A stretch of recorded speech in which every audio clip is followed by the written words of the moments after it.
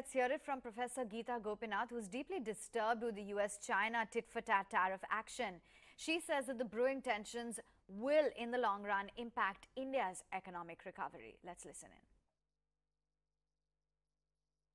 in. Yes, I think for the past year, we were concerned about something like this happening. And then afterwards, we said, well, maybe it's all talk and no action. But now I am actually really worried. I think there's obviously, already tariffs being put in place. There's already retaliatory calls from China. And this is hugely disruptive for a world economy that for the first time, where, all of the economies in the world are actually growing.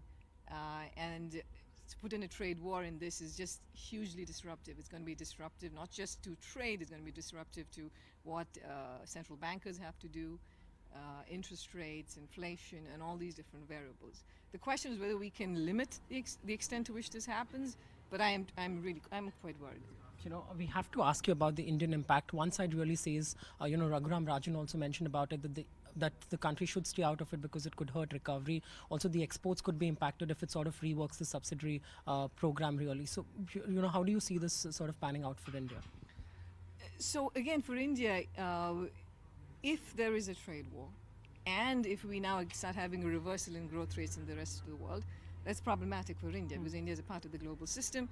So even if it's not directly a tariff put on it, it's just the fact that the rest of the world is slowing down and the US slows down, that's going to have an effect on India. So I am quite concerned about it. All right. Last two questions on the banking sector really. We see the PNB fraud sort of open up an entire bank of firms. So would you agree that this sort of, signals a deeper problem with the entire banking sector and the potential impact that it could have in the overall PSU banks really?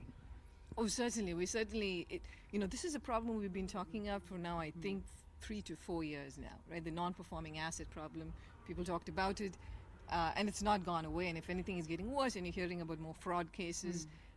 So this is obviously a deeper problem in governance, the way the banks are functioning in these markets, the kinds of decisions that are being taken, and there has to be a revisit of this. Now the problem is that in the transition, there's going to be a slowdown in growth going into the economy. Credit going into the economy, and that can slow the economy down too. Okay. There's also interestingly a turf war sort of really going on between the government and RBI over the ownership of public sector banks.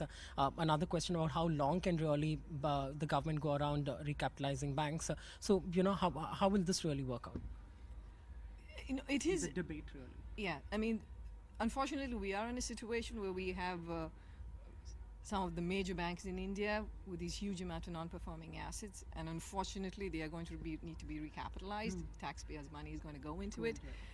But you just have to have now a system in place that makes sure that we're not back in the exact same situation in the future. So as much as the government and the RBI want to shift blame around, the bottom line is that there needs to be a very sound set of policies